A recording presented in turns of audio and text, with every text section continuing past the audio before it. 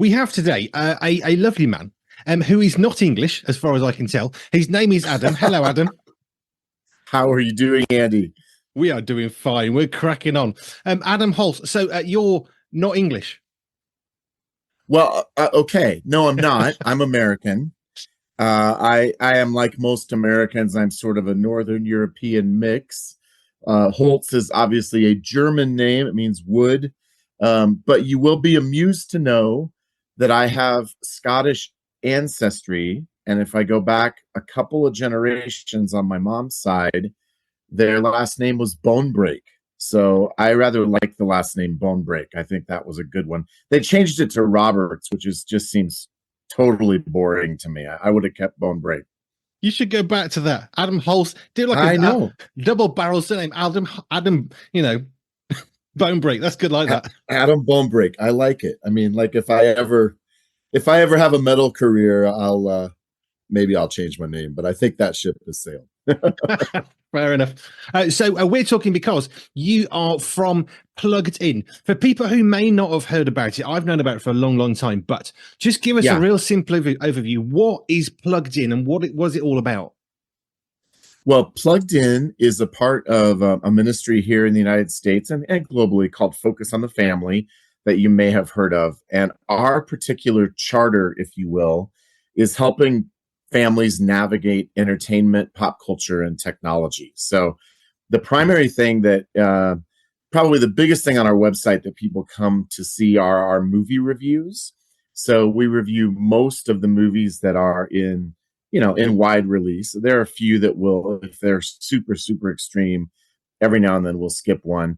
But our reviews are from a Christian point of view. And our goal is not to give you an aesthetic assessment of how good we think something is artistically, but rather we try as objectively as possible to capture all of the content. So if you're curious about whether something has a lot of profanity or, sexual content or drug and alcohol content, you can come to our website and get the information you need to make the best decision possible for your family. But not only do we do movies, we do TV, we do video games, we do YouTube channels, books. So in any given week, we publish about 25 to 30 reviews. And we want to equip you and your family with the information you need to make the best decision possible. And at a deeper level, we're also talking about worldview. We're talking about narrative. We're talking about how a given piece of entertainment comes at the world in terms of values. So we also want to think about it on that deeper philosophical level as well. I think that's perhaps a secondary goal. But we hope that as people engage with us over time, they begin to get a sense of how we interact with popular culture from a Christian perspective. I guess one of the things, which is where we found you, is we scroll to Plugged In, we find a movie that we want to watch. I scroll down to the sexual content because, to be honest, I don't really trust the ratings. The UK US has slightly different ratings. They're not that far off. But often that's not that helpful because it doesn't really give you a full flavor. As a Christian, there are things that I don't want to see that might be considered, well, that's a PG. That all you need for that one, you just need your parents to say that's okay. And actually, there's some stuff that's for kids that really shouldn't be. And that's what I love about Plugged In. That's why we found you, because we were saying, how do we as a family, how do we know? How do we, unless you physically watch it, how do you know? Right. No, that's exactly right. And that's the service that we provide people is the peace of mind of knowing that you're not going to have horribly unpleasant surprises that, I call them facepalm moments. It's like, oh, I can't believe that's in there. And even these days, stuff that's aimed at kids, it may not be explicit content, but certainly there is a progressive or an LGBT worldview that is creeping into so many things that some parents are going to want to be aware of. And some families will say, you know what, we can navigate that. We can talk about that. And other families are going to say, yeah, in my kids' entertainment, I don't need propaganda regarding one particular sexual point of view that may not line up with what, the convictions that we have. Um, Here's another thing I've noticed. So we were on Amazon Prime the other day. We're watching a TV box set, and as you start the program, it comes up with all the warnings about, there's going to be drug content or alcohol content or whatever. And one of them was, this episode contains sexual content. We watched the entire episode thinking, where was it? And I still don't quite know where it is. So even those standardized warnings, they're not necessarily helpful. If they're going to tell us stuff that isn't there, it's quite possible they're not going to tell us about stuff that is. Right. Well, and the other thing is, we have to know what they mean by the language. So another example, one of the warnings, at least in the United States, is graphic nudity. When I see that phrase graphic nudity, I have a very specific idea of what that means. But a lot of times it may just be, a scene thrown in as a joke. I'm like, oh, we're going to have a naked guy running in the background.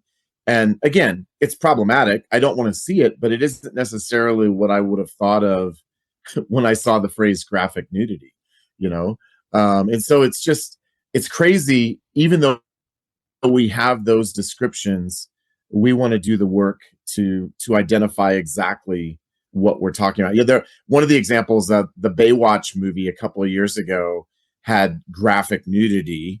And, if you're familiar with Baywatch, you would think maybe that was one of the people wearing a swimsuit, but it wasn't. It was a dead guy on a gurney in a morgue, and they pull the sheet back. I'm like, wow, that was so utterly unnecessary. Yeah, and I think that's it, isn't it? You're providing a much more realistic, objective view that parents, particularly, this is where we came in, we can read through what's going on and decide, is this a great opportunity that could lead into a discussion about something that would be really healthy to have? Because as Christians, there's no point, in just saying, right, I'm not going to do anything, see nothing ever, because that's not a particularly, it's not a manageable way, and it's not a very helpful way, and it's not a teaching way. But if we know what's coming, we can be forewarned and say, look, this could be difficult, or here's a discussion point that we can have. Absolutely. I love that, Andy. And that's exactly the philosophy we have.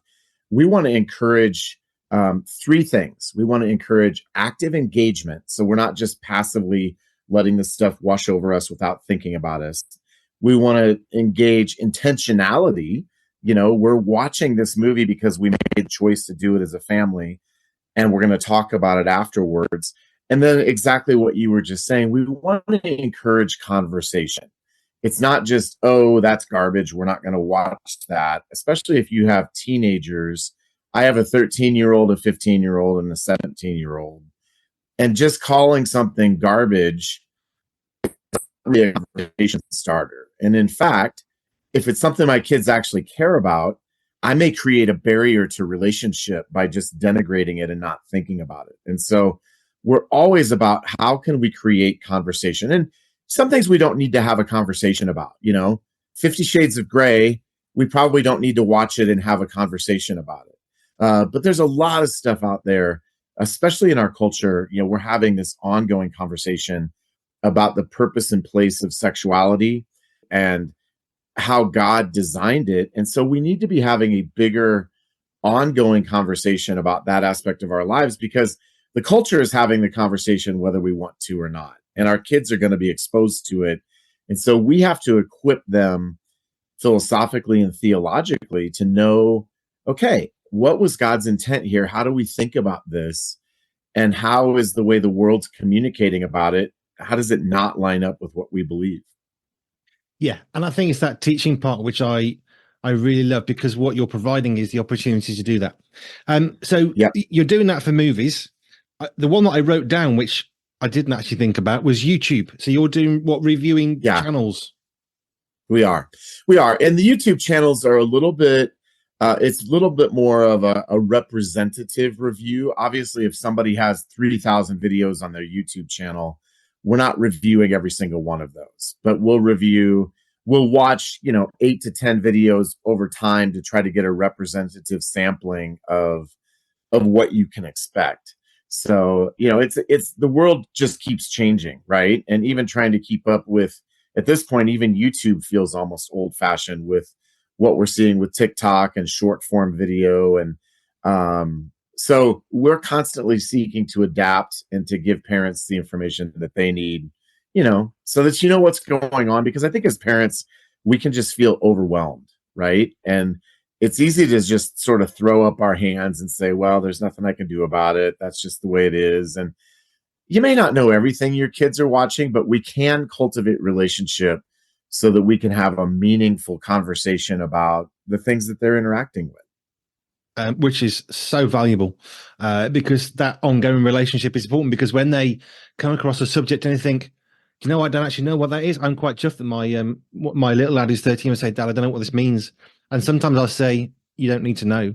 And sometimes it's a conversation that we can have, and I like having the right as a parent to be able to have a conversation rather than being forced. Now we must talk about this because you've now seen, watched, or heard about something which I didn't think you were ready to know about or didn't need to know about. Actually, this way, I get to actually have the opportunity for conversation rather than I must now have a conversation, which is a different dynamic, isn't it? It is a different dynamic. And I think that's the ideal dynamic. And on the flip side, I think that even though we hope and wish that our kids are never exposed to things prematurely, sometimes that happens. And in those moments, we also have to be ready to pivot to, okay, I didn't think we were at this point yet, but this has happened. You saw this, you heard about this, your friends said this, let's talk about that. So I think it's both and. I think in an ideal world, we get to do it on our terms, but if you have teenagers, it's just, you don't know what's going to happen. And we're living in a crazy, crazy world, right? I mean, my 8th grader, we were in the car the other day, and I'm not sure how your grades are set up in the UK, but this is the last year before high school, we would call it in the United States. She's 13, and she's talking about, friends gossiping about somebody in their class having sex. And I'm like, man, when I was in 8th grade growing up, people weren't having sex. And just, this is the reality of the world we're living in, because people are looking for meaning, right? They're looking for fulfillment. God has created us to be filled by him. And if we're not seeking that, we're going to seek it somewhere else. And unfortunately, a lot of kids are looking for that, in some sort of sexual experience. And so we talk about it. And maybe a generation ago, that conversation could have been a one and done, check the box. Okay, that was uncomfortable. But I think, again, that particular conversation is ongoing. And I want to have an open line of communication with my kids to keep talking about it. Absolutely. Let's just talk briefly about culture. When I was at school, I was about 13, 14 or something, and we had a school trip to France. So we stay with the family. We were embedded in the school for a week. It was great. But one of the things that I still to this day cannot ever unsee is the French approach to advertising back then. I don't know now. This is a long time ago. Was we're watching TV and I'm thinking, okay, interesting, French language. And then there's a motorbike advert. Only it's not actually a motorbike advert. It's actually a yogurt advert. And at the end of the advert is this woman who is literally naked, sitting on a bike, eating a yogurt. And I'm there thinking, this to me is not okay. The family are completely unfazed because this is just 6 p.m. of an evening around the dinner table. This is just a mainstream TV channel. So there's going to be cultural differences, is my point. For me as an Englishman, I was just like, jaw drop. No, but there is a cultural difference. And that's what I like about what you're doing, because you're not saying this is what you should do or shouldn't. You're saying, here is what's going on. Make your own mind up. I can't unsee that image, though. I wished I hadn't. But I did. And that's one of the things that we can, as parents, through somebody like you, plugged in, we can maybe avoid issues like that. Yeah. We certainly want to avoid those things that if we know they're coming, right? Forewarned is forearmed.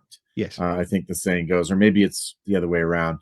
And I think especially when our kids are young, our role really is being that gatekeeper, right? And really working hard to, as much as possible, to prevent that. And I think as they as they move into their teen years, it's not that we suddenly don't care anymore, but I think we do move into a conversation that acknowledges that there's stuff like that out there in the world. My 17-year-old and I, he and I were having a conversation a while back, and I just kind of check in with him every now and then on the subject of pornography. And we've been talking about it for years. And, I like to come at it, not, are you looking at something, but hey, are your friends engaged in this? Is this something people are interested in? Are they talking about it?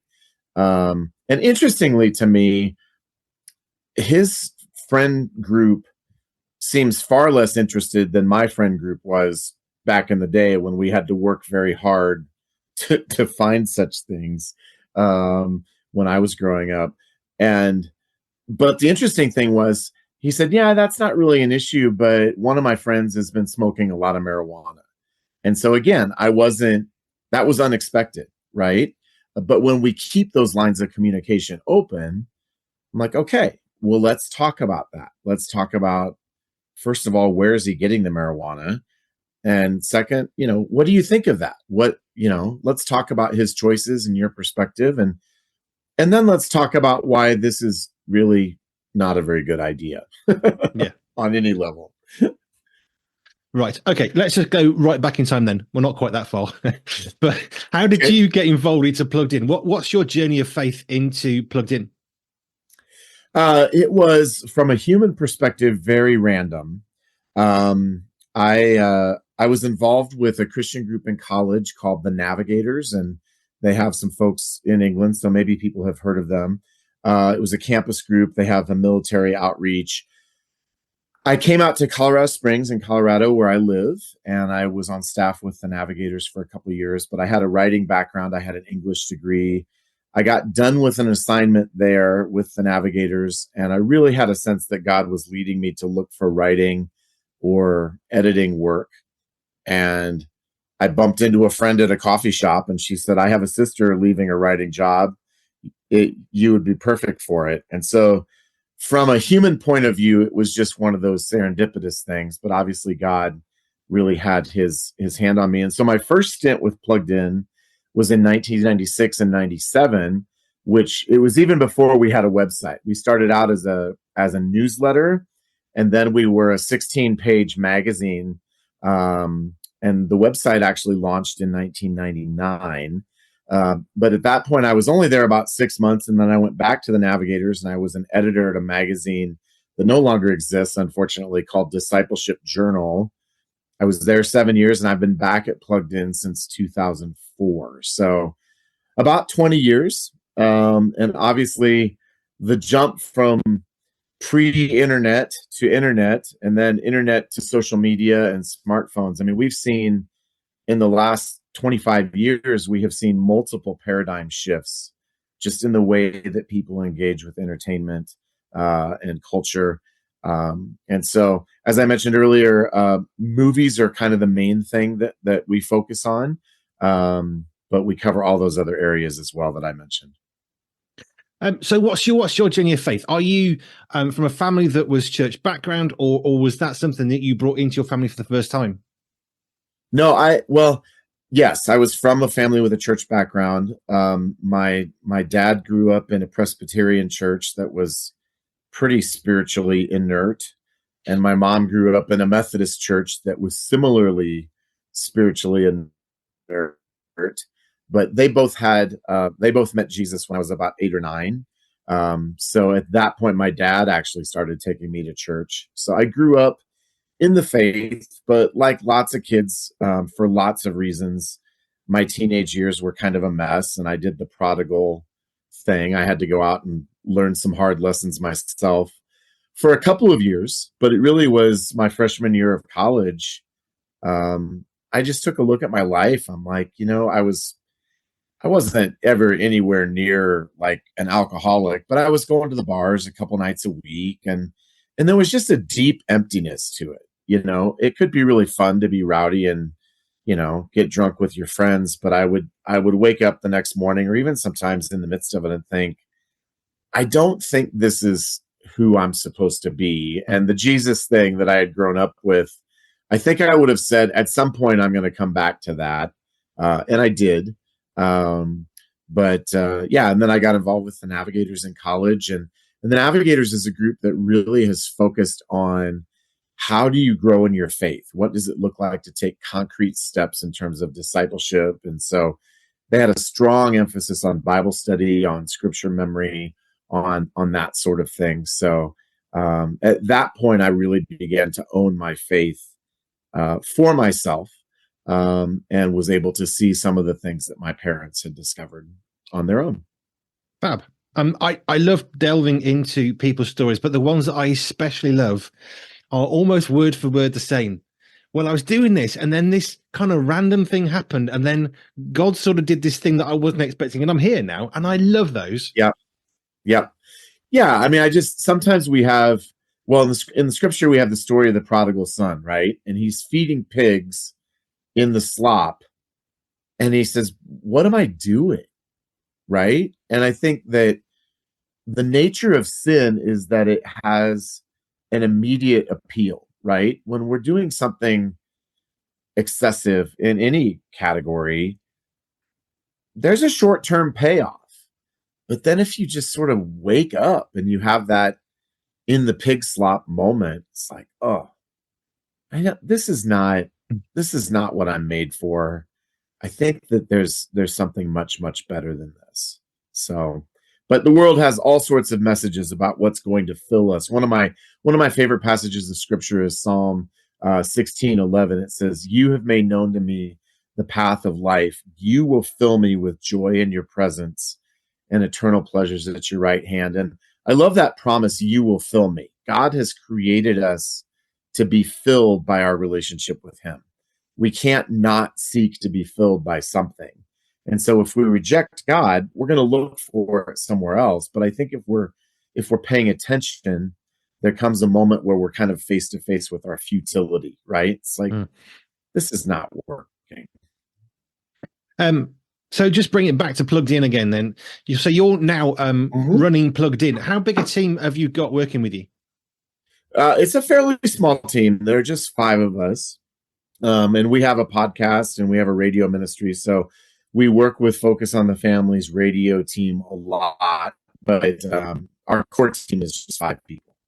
But you're creating an inordinate amount of potentially problem reducing issues, aren't you? I'm trying to think of a better way of putting it, but I think that sort of sums it up. You're trying to help people navigate this life. God's made us to be creative. When we look at, I remember this one, the Coca-Cola slogan, even better than the real thing. I remember there was a Christian thing, and I was about 13, and I thought, oh, come on, Jesus is better than the real thing. And I thought, okay, you've done a good copy, but surely if the God that created the heavens and the earth is in us and he's made us like him, can we not do better than just nicking somebody else's slogan and adapting it?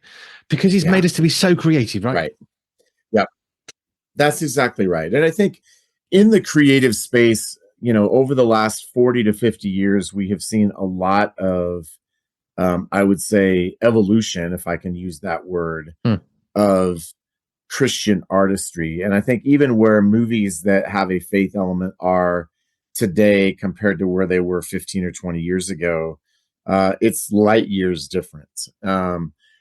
So, and obviously there are lots of people out there who have a faith orientation who may not be making, quote, Christian music or Christian movies. And so their influence is significant too, but it may be harder to pin down because it doesn't have that particular label on it. But I'm with you. We should be making the best art. We should be at the vanguard of excellence, as opposed to the Me Too copies, that you're talking about, where we're taking something from the world and trying to put, our own little marketing spin on it. But I think on the whole, we're trending in the right direction. Things are definitely getting better. I don't know what your teen years were like, but for me, I remember in a church, because we were trying to do the whole non-hymn thing. So we had choruses, which are just, another way of saying hymn. Right. And there were cassette tapes that would come, and somebody somewhere would put this cassette tape together, and they would sing these songs. And it was It was just unbelievably naff and really rubbish quality. And all I could think of, even back then, was, come on, can we not do better? If we love Jesus Right. Christ and we're saying he is the guy who died on the cross for us so we can get to be in heaven, can we not do better than a really dodgy recording on a cassette tape?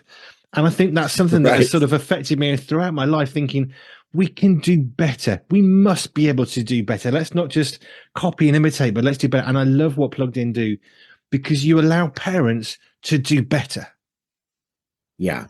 Yeah, that's it, right? I mean, we want to be an equipping and an encouraging tool so that in those moments where you feel overwhelmed, where it feels like your kids are just living in this world that you don't understand. And again, I mentioned earlier, my kids are 17, 15, and 13. And my son has gotten into hardcore music recently, which is mostly characterized by, I jokingly call it, and so do some others, Cookie Monster growling and stuff. I'm like, okay, I love rock. I love electric guitars. I'm sitting in a room and I'm looking over and we have 6 electric guitars across the room. But I don't actually, my son has actually gotten to a point where he's embracing a musical style that doesn't do it for me personally. And I don't really get it, which makes me feel a little bit old. But instead of just saying, that's junk, I want to connect with him and understand, well, what is it about this form of art that speaks to you, that draws you in? And so we have great conversations, and he still invites me to go to concerts with him. So I think, again, back to that idea of conversation, we want to have that relationship path open. And I think if we're not careful, we can say things that shut our kids down, or unintentionally maybe shame them, or especially when it comes to music, kids identify so deeply with music. And so if we sort of, just casually dismiss something as junk, you may be shutting down that avenue of communication with your child, even if it's horrible. Let's talk about what's the draw here. Why do you like it so much? Every opportunity has the possibility of redemption. I mean, that's the cornerstone of the bedrock of the Christian faith, right? Is that no matter what's going on, God can redeem it, and even if it's something we don't like, it's not necessarily bad. I had my senior pastor when I was on a year out. He the one thing he couldn't stomach was peppers, and God called him to Eastern Europe, where a lot of the people, all they could grow really was peppers. And he got there the first day, and they had like stuffed peppers for dinner, and he's thinking, well, I'll just skip this meal. I'll get through it. Breakfast, peppers. Lunch, peppers. And he said to God along the lines of, Lord, I can't do peppers, but if I don't eat this food, I'm offending the family because this is all they have and they want to give me this. So he went to God, and he then developed a love and a passion for stuffed peppers, which is great because he was serving in Eastern Europe where this is a lot of what they ate. And God turned around that intense dislike into something really, really good. And I love that God can do that, even if it's the musical choice of one of our children. We're thinking, what is that? I love how you talk about that, Adam, because he said, let's have a conversation. And it's redeeming what could be bad into something great. Do you know what I mean? Yeah. Yeah. And I think that the reality is that most of the entertainment out there is a mix of good and bad. And one of the things we do in our reviews is we point out positive elements. And sometimes we'll even get critical letters from people who say, I can't believe you pointed out something positive in X, in some movie. And I'm like, well, we really strive to be fair. And certainly we will chronicle the bad. And sometimes maybe the bad's 97%, but maybe there's a 3% of it that has some kind of redemptive message. We want to treat it fairly. And I always try to think when we're writing reviews, if the director or the musician or somebody who, was involved with something read our reviews, would they think that they were fair? Because I think we live in this world where we're constantly yelling at each other and we accuse each other of things, and it's polarized. And I mean, the public discourse is it's so toxic that I hope that we have an opportunity to not contribute to toxicity or unnecessary stridency, but let's have a conversation. And years ago, we actually got a letter from Tom Morello, who is the guitarist for Rage in the Machine. And he said, your reviews are really fair. And that was really a terrific moment. Wow. I mean, the guy is an avowed communist. He's not a Christian by any stretch of anybody's imagination. But that's certainly what we hope for is, we want to be fair. We want to be accurate and give parents the information you guys need to make your best decisions for your families. I don't think we can finish this anywhere better, really. I think that's what I certainly have been able to enjoy from accessing Plugged In over the years. It's given the parents some ability to make good choices, and that in today's world, and no different from any other time in history, is going to be important because the world is changing. Our children's lives, what they're experiencing, seeing and hearing, attitudes around them is going to be different from us. So if we can equip parents in some way, then that's a win-win for me. Yep, that's exactly right. And as I mentioned earlier, we're part of a bigger ministry focused on the family that also provides resources for parenting, for marriage, and for the challenges that aren't necessarily related directly to entertainment and technology. So again, our hope coming from a Christian perspective is that we can give your family hope, that we can give you encouragement, that maybe we can give you a piece of concrete advice or just that word that in the moments where we're tempted to give up, enables you to say, okay, I can take another step, and it's hard, but we're going to make it through. Amen to that. Adam, thank you so much for spending some time with us. I know we've got some plans to work together in the future, so we'll talk about that another time.